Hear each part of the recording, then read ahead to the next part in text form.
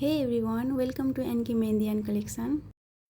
यो भिडियोमा bridal mehndi stencil कसरी युज गर्ने स्टेप बाई स्टेप एक्सप्लेन गरिएको छ। जोहरूले यो स्टेन्सिल युज गरिराख्नु भएको छ उहाँहरूले बिना स्किप गरेर यो भिडियो पुरा हेर्नुहोला, जसले गर्दा हजुर एकदमै बेस्ट रिजल्ट पाउन सक्नुहुन्छ। सबभन्दा पहिला स्टेन्सिलमा जसरी डिजाइन गरिएको छ त्यही डिजाइन अनुसार छुट्टा छुट्टै काटेर सेपरेट गर्नुपर्ने हुन्छ।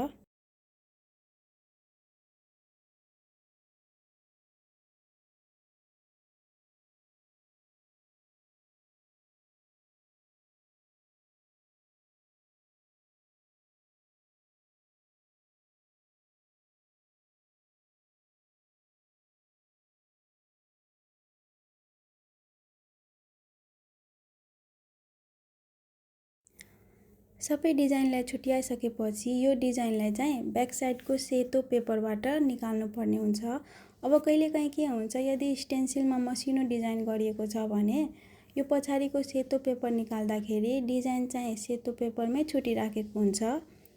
यहाँ हेर्न सक्नुहुँदैछ, यदि म निकाल्दैछु भने यो डिजाइन पेपरमै छुटिराखेको छ, जुन चाहिँ छुट्नु हुँदैन। त्यही भएर यहाँ चाहिँ हजुरलाई यसरी निकाल्नु भयो भने एकदम सजिलै निस्किन्छ। धेरै कस्टमरले के क्वेसन गर्नुहुन्छ भने यो स्टेन्सिल राम्रो काम त गर्छ हैन, जसरी डिजाइन देखाउनु हुँदैछ त्यही डिजाइन बस्छ कि बस्दैन। त्यसको लागि हजुरलाई प्रोसेस सही राख्नु पर्ने हुन्छ। प्रोसेस सही भयो भने जस्तो डिजाइन देखिराख्नु भएको हुनुहुन्छ सेम त्यस्तै डिजाइन बस्छ। लास्टमा यो भिडियोमा पनि हजुर हेर्न सक्नुहुन्छ है। सो यो निकाल्दाखेरि मात्रै अलि ख्याल गर्नुपर्ने हुन्छ। यसरी निकाल्नु भयो भने केही पनि हजुरलाई गाह्रो हुँदैन। जुन ठाउँमा डिजाइन पेपरमै छुटिराखेको छ त्यहाँ यसरी नै फोल्ड गर्दै निकाल्नु होला। हेर्न सक्नुहुन्छ अब डिजाइन चाहिँ कति सजिलै हामी पेपरबाट निकालिसकेका छौँ। सेतो पेपरबाट डिजाइन निकालिसकेपछि यसलाई ह्यान्डमा टाँस्नु पर्ने हुन्छ। टाँस्नुभन्दा अगाडि यो ख्याल गर्नु होला तपाईको ह्यान्ड क्लिन र ड्राई हुनुपर्ने हुन्छ। यो डिजाइनलाई जति राम्ररी टाँस्नुहुन्छ त्यति नै सजिलै माथिको टेप निस्किन्छ। सो डिजाइन टाँस्नु बेला यसले मजाले टाँस्नु होला, कुनै पनि ठाउँमा छुट्टिनु हुँदैन। जसरी यतातिर टाँस्न गाह्रो हुँदैछ भने यहाँ हजुरले कट पनि लाउन सक्नुहुन्छ।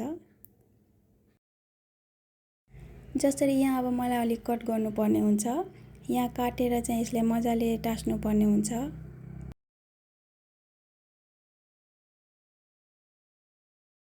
डिजाइन टाँसिसकेपछि यसको माथिको जुन टेप हुन्छ त्यो टेप निकालिदिनु पर्ने हुन्छ। जति मजाले यसलाई टाँस्नुहुन्छ त्यति नै सजिलो माथिको टेप निस्किन्छ।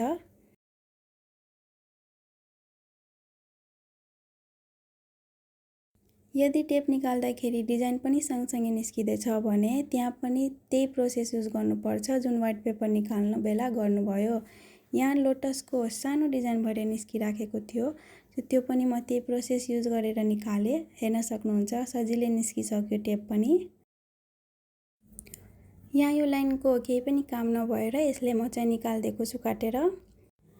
त्यसपछि सेम प्रोसेस युज गरेर फिङ्गर डिजाइन पनि सबै टाँस्नु पर्ने हुन्छ। यहाँ फिङ्गर डिजाइन ठुलो भयो भने यसरी काटेर मिलाउन सक्नुहुन्छ। यो अझै पनि एक लाइन मलाई ठुलो लाग्यो, सो यहाँ म अझै कट गरिदिन्छु। त्यसपछि सबै फिङ्गरको यसरी नै मिलाएर टाँस्नु पर्ने हुन्छ।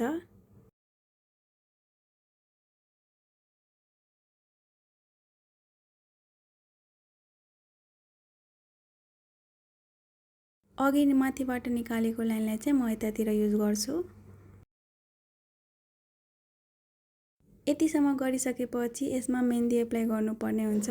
अब मेहन्दीमा के हुन्छ, हजुरले जुन मेहन्दी युज गर्नुहुन्छ त्यो मेहन्दीको रुल फलो गर्नु होला। जसरी म यहाँ फास्ट मेहन्दी युज गर्दैछु, सो फास्ट मेहन्दीलाई म्याक्सिमम 30 मिनट्स मात्रै राख्नुपर्ने हुन्छ। अनि पनि मलाई धेरै डार्क कलर नचाहेको कारणले मैले 10 देखि 15 मिनट मात्रै राखेको छु। हजुर जुन मेहन्दी युज गरिराख्नु भएको छ त्यही मेहन्दीको रुल्सहरू फलो गर्नु होला। यता साइडतिर लगाउँदाखेरि अलि मिलाएर लगाउनु होला, जसले गर्दा ब्याक साइडको डिजाइनमा केही फरक नपरोस्।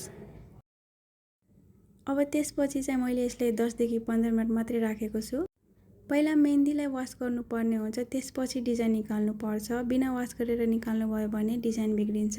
यदि हजुर मार्केट कोन या त अर्ग्यानिक कोन युज गर्नु हुँदैछ भने जसरी अर्ग्यानिक गरिराख्नु भएको हुनुहुन्छ, अर्ग्यानिक 5 घण्टा राखिसकेपछि त्यो अलरेडी ड्राई हुन्छ। त्यसपछि हजुर डाइरेक्ट स्टिकर निकाल्न सक्नुहुन्छ। यदि इन्स्ट्यान्ट मेहन्दी युज गरिराख्नु भएको छ त्यो त हाफ आवरमा सुक्दैन, त्यही भएर त्यसलाई पहिला वास गर्नुपर्ने हुन्छ, त्यसपछि यो स्टेन्सिल निकाल्नुपर्ने हुन्छ।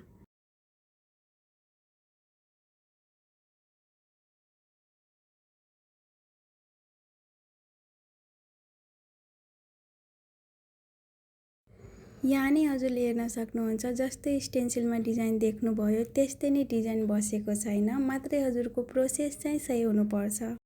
अब म स्टेन्सिलको अर्को पार्ट पनि युज गरेर देखाइराखेको छु। सेम त्यही प्रोसेस युज गरेर यसको ब्याक साइडको पेपर निकाल्नु पर्ने हुन्छ। डिजाइन निकाल्दै जानुहोस् र पेपर यसरी फोल्ड गर्दै जानुहोस्, एकदम सजिलै यो पेपर निस्किन्छ। मलाई भिडियो बनाउनु पर्नेको कारणले मैले यसलाई दुई पार्टमा युज गरेको छु, तर हजुरले पुरै डिजाइनलाई एकैपल्ट पनि युज गर्न सक्नुहुन्छ।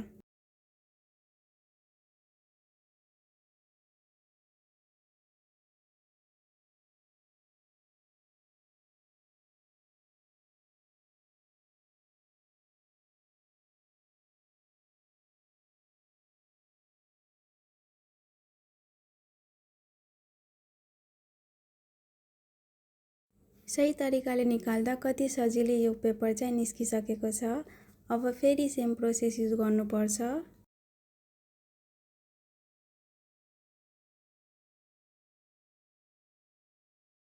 यो कुरा चाहिँ म यहाँ पनि रिपिट गर्दैछु, स्टेन्सिललाई जति मजाले ह्यान्डमा टास्नुहुन्छ त्यति नै सजिलो माथिको टेप निस्किन्छ।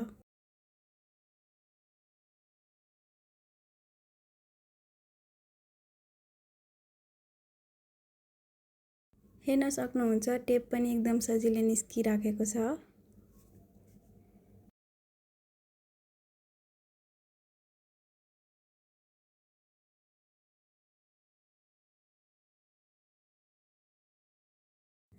यो डिजाइन चाहिँ एकदम माथिसम्म गएको छ, सो मेहन्दी लगाउँदाखेरि हात चाहिँ यता फोल्ड नगर्नु होला, हातलाई सक्दो सिधा राख्नु होला।